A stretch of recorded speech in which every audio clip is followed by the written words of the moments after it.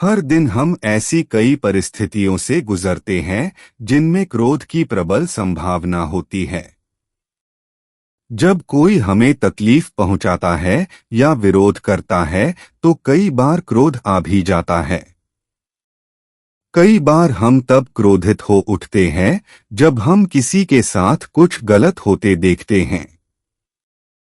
हम देखते हैं कि सामाजिक अन्याय के चलते समाज के कुछ समूहों के साथ अच्छा व्यवहार नहीं किया जा रहा।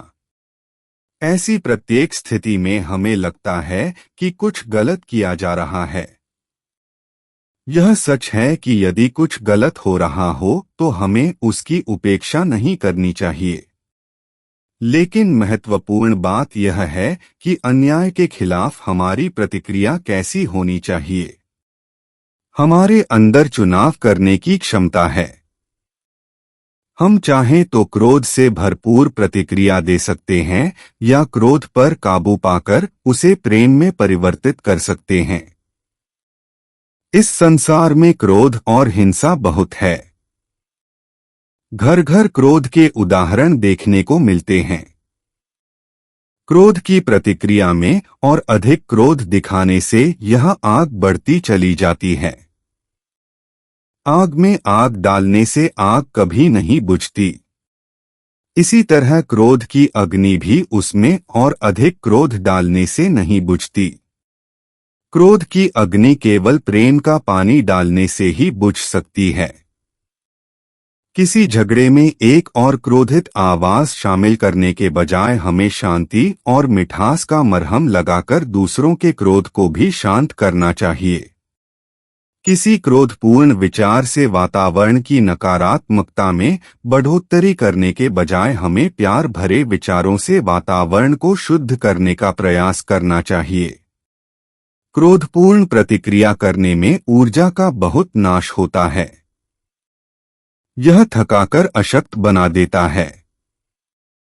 परंतु यदि हम अपनी ऊर्जा को प्रेमिल प्रतिक्रियाओं में लगाएं तो न केवल हम उस परिस्थिति को शांत कर पाएंगे बल्कि स्वयं भी उस प्रेम से शक्ति ग्रहण करेंगे। जब हम प्रेम करते हैं तो वास्तव में हम अपने जरिए प्रभु के प्रेम को दूसरों तक पहुंचाते हैं। इस दैवी प्रेम से हम स्वयं भी नवीन ऊर्जा से भर उठते हैं। तो अगली बार जब हमारा सामना किसी ऐसी परिस्थिति से हो जहां कोई अन्याय हो रहा हो तो हमें क्रोध के बजाय प्रेम से भरपूर प्रतिक्रिया व्यक्त करनी चाहिए। ऐसे में हम खुद देखेंगे कि हमारे सकारात्मक रवैये का उस परिस्थिति पर और स्वयं हम पर कितना अच्छा प्रभाव पड़ा है।